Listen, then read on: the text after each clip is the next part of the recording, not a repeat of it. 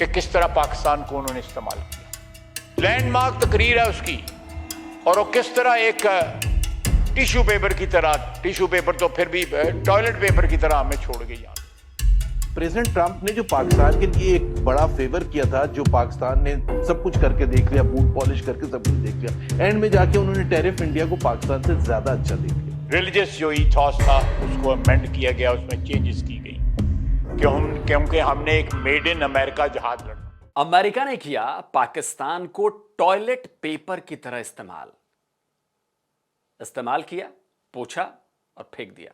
United Nations में तकरीर की हुई है हिलरी क्लिंटन, उसने सब कुछ बयान किया हुआ है, वो इस पे चलाएं इसके ऊपर कि किस तरह पाकिस्तान को उन्होंने इस्तेमाल किया। लैंडमार्क तकरीर है उसकी, और वो किस तरह एक टिश्यू पेपर की तरह, टिश्यू पेपर तो फिर भी टॉयलेट पेपर की तरह हमें छोड़ गई यहां पे। पाकिस्तान के डिफेंस मिनिस्टर ख्वाजा आसिफ के इस नए बयान ने सनसनी मचा दी है। पाकिस्तान की नेशनल असेंबली में 9 फरवरी को दिया ख्वाजा आसिफ का यह बयान पाकिस्तान के 78 साल के इतिहास पर कई सवाल खड़े कर रहा है। ख्वाजा आसिफ का यह बयान पाकिस्तान की पूरी फॉरेन पॉलिसी पर सवाल खड़े कर रहा है। अब ख्वाजा साहब कह रहे हैं कि अमेरिका ने हमारा इस्तेमाल अपनी गंध पोषने के लिए किया और फिर फेंक दिया। तो जनाब आसिफ साहब, अगर अमेरिका का टॉयलेट पेपर बनना इतना बुरा था तो फिर क्या जरूरत थी बार बार अमेरिका के संडास में बैठने की? अब जब उसने इस्तेमाल करके फ्लश कर दिया तो काफी तकलीफ हो रही है आपको। पहले तो बहुत मजा आ रहा था ना।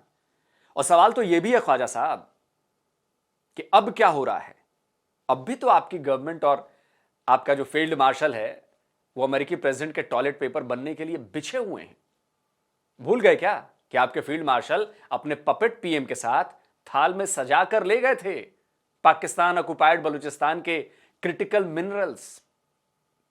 ट्रंप ने अमेरिकी कंपनियों के जरिए इन मिनरल्स को निकालने की डील करवाई है और पाकिस्तान से अमेरिका इनका एक्सपोर्ट भी शुरू हो गया है।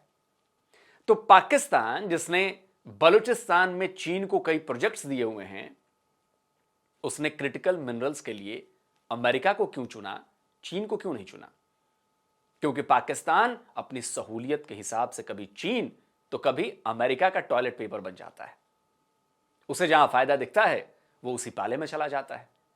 अब आप यह बताइए कि जब ऑपरेशन सिंदूर के दौरान आपके पाले हुए आतंकियों के ठिकानों को भारत ने तबाह कर दिया था, आपके 11 एयर बेसिस पर भारत ने बम और मिसाइलें गिराई थी, उसके बाद आपका देश अमेरिका के पैरों में नहीं गिर गया था क्या? ऑपरेशन सिंदूर के बाद आपके प्राइम मिनिस्टर बार बार ट्रंप को नोबेल पीस प्राइज देने की वकालत करते फिर रहे थे। वो क्या था? आपके पीएम ट्रंप के तलवे ही चाट रहे थे ना। Today again I would like to nominate this great president for Nobel Peace Prize. तो ख्वाजा साहब, इस पर आपके क्या विचार हैं? क्या यह अमेरिका का टॉयलेट पेपर बनना नहीं है? आपने नेशनल असेंबली में अफगानिस्तान वॉर को लेकर भी बयान देकर खूब तालियां बटोरी हैं। कहा कि यह पाकिस्तान का नहीं बल्कि अमेरिका का जिहाद था। हमने उन 2 जंगों में कोई इस्लाम के लिए या मजहब की मोहब्बत के लिए शिरकत नहीं की थी।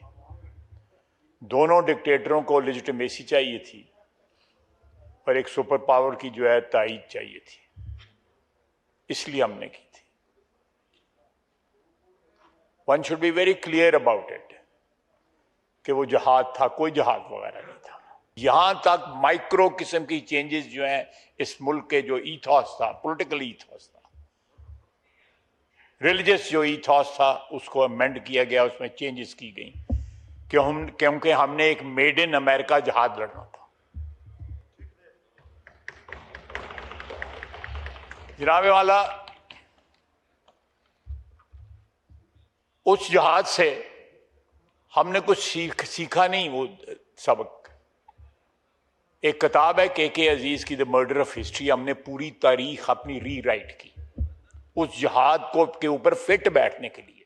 अमेरिका क्या मुसलमान कंट्री है कि वो जिहाद करेगा? ख्वाजा आसिफ ने उस दौर के डिक्टेटर्स पर तो सवाल उठा दिए, लेकिन आज पाकिस्तान के डिक्टेटर पर बोलने में ख्वाजा साहब का गला सूख जाता है। अब जब आपका फील्ड मार्शल वाशिंगटन डीसी में जाकर ट्रंप की फेंकी गई हड्डियों को चूसता है, तब तो आपको ये सारी बातें याद नहीं आती।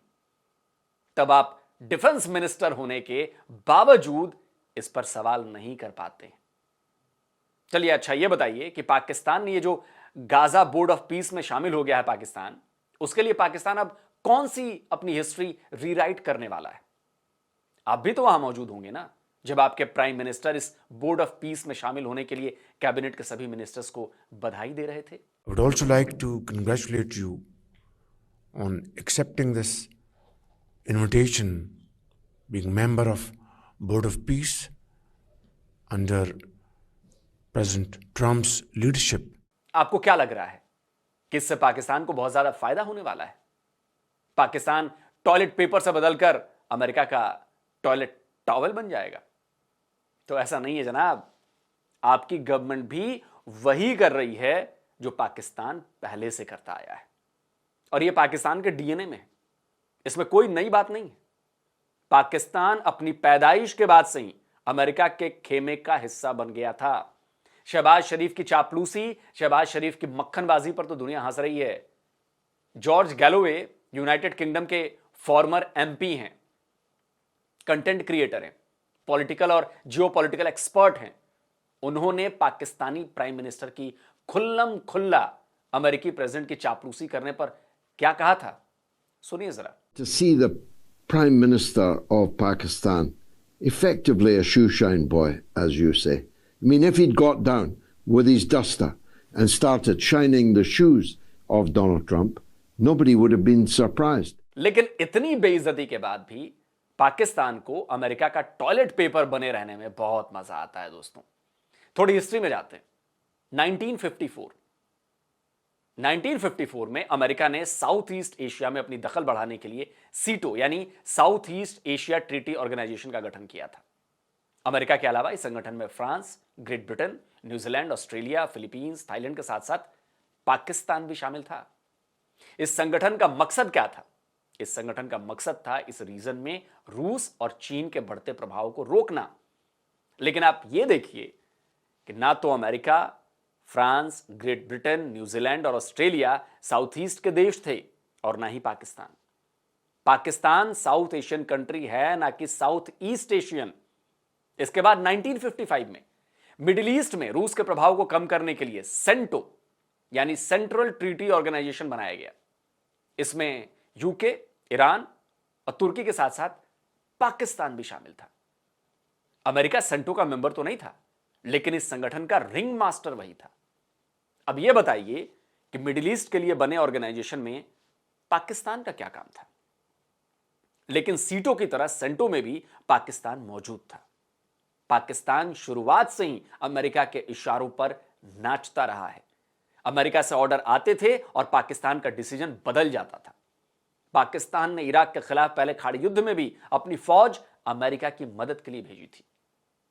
इन सब में तो पाकिस्तान को बहुत मजा आया, फिर चाहे वो सो कॉल्ड पाकिस्तान की इलेक्टेड गवर्नमेंट हो या फिर मिलिट्री डिक्टेटर्स।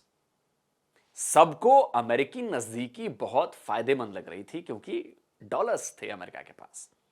1979 से 1989 तक सोवियत अफगान युद्ध के दौरान अमेरिका ने अफगान लड़ाकों को खूब हथियार और ट्रेनिंग मुहैया करवाई थी, ताकि वो सोवियत रूस की सेना से मुकाबला कर सके। और गजब की बात देखिए कि इसमें भी पाकिस्तान अमेरिका का साथ दे रहा था। पाकिस्तान ने अपने यहां ट्रेनिंग कैंप्स खोले और अफगान गुरिल्लाओं को ट्रेनिंग दी, उन्हें सेफ हाउस दिया और अफगानिस्तान जाकर सोवियत संघ यानी कि सोवियत जो संघ रूस जिसे आज हम कहते हैं टूट गया, उसकी सेना से लड़ने के लिए सपोर्ट पहुंचाया। इसके बाद साल 2000 से लेकर 2021 तक पाकिस्तान ने एक बार फिर अफगानिस्तान पर हमले के लिए अमेरिका को पूरा सपोर्ट किया। अपने एयर बेसेस, अपने पोर्ट्स, अपने तमाम सप्लाई रूट्स के अलावा इंटेलिजेंस सपोर्ट अमेरिका को दिया। इसी वजह से साल 2002 में अमेरिका ने पाकिस्तान को मेजर नॉन नेटो एलाई का दर्जा दिया था। लेकिन तब से अब तक इसका क्या फायदा हुआ? पाकिस्तान आज भी कंगाल है, आज भी भिखारी देश है।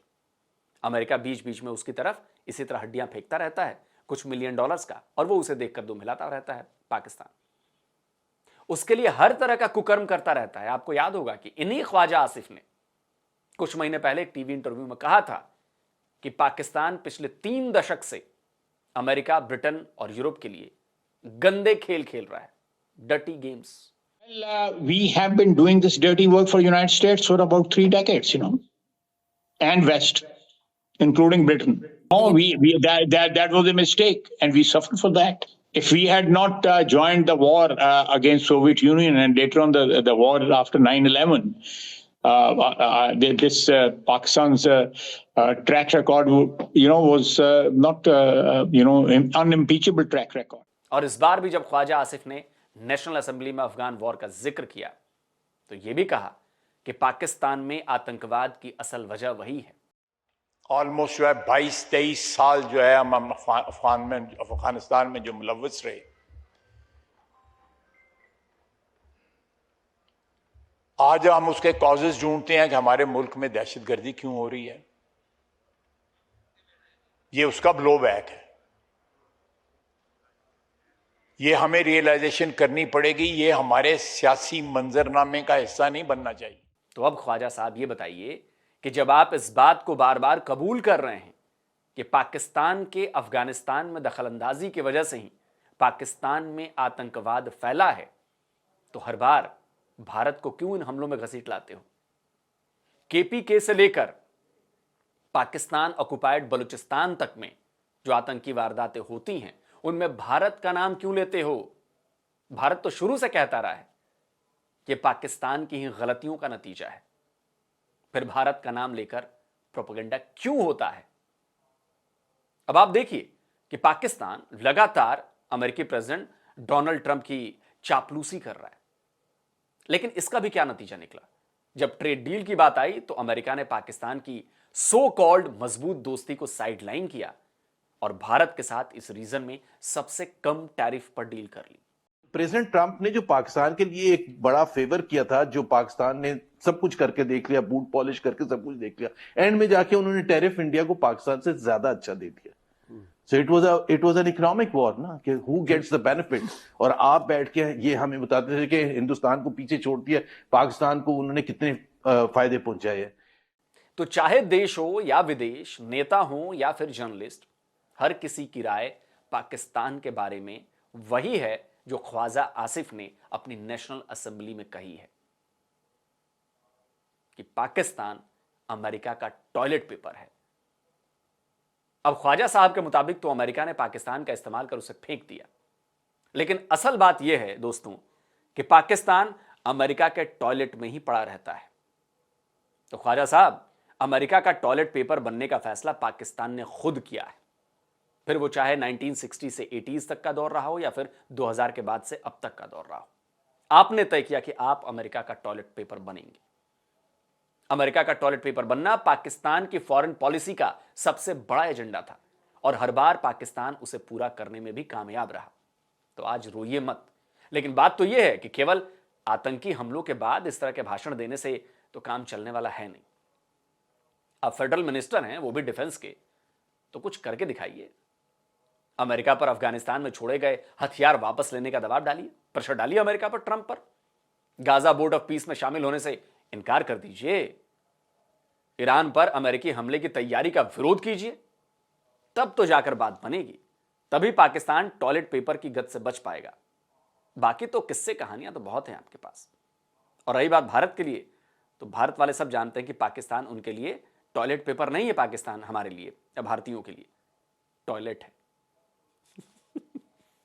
क्योंकि जब भी सुबह सुबह कोई आदमी हमारे यहां जब ये पूछता है ना, कह रहे भैया सुबह सुबह कहां जा रहे हो, तो सामने से जवाब आता है पाकिस्तान जा रहे हैं। और ये आप पूछ लीजिएगा, लोग कमेंट में बताएंगे आपको। दोस्तों कमेंट करके बताइए मैंने ये बात गलत कही है कि सही कही है। दोस्तों आज का वीडियो कैसा लगा कमेंट करिए, लाइक करिए, शेयर करिए और अपनी राय जरूर दीजिए कमेंट में। जिन दोस्तों ने अभी तक डिफेंस डिटेक्टिव को सब्सक्राइब नहीं किया है तो भाई चैनल को सब्सक्राइब करें, साथ में बेल आइकन प्रेस करें और हाँ, ऑल नोटिफिकेशन ऑन करना मत भूलिएगा ताकि हमारे द्वारा अपलोड किए गए हर वीडियो की जानकारी आप तक मिलती रहे। जल्द मिलता हूं एक और नए वीडियो के लिए। नमस्कार, जय हिंद।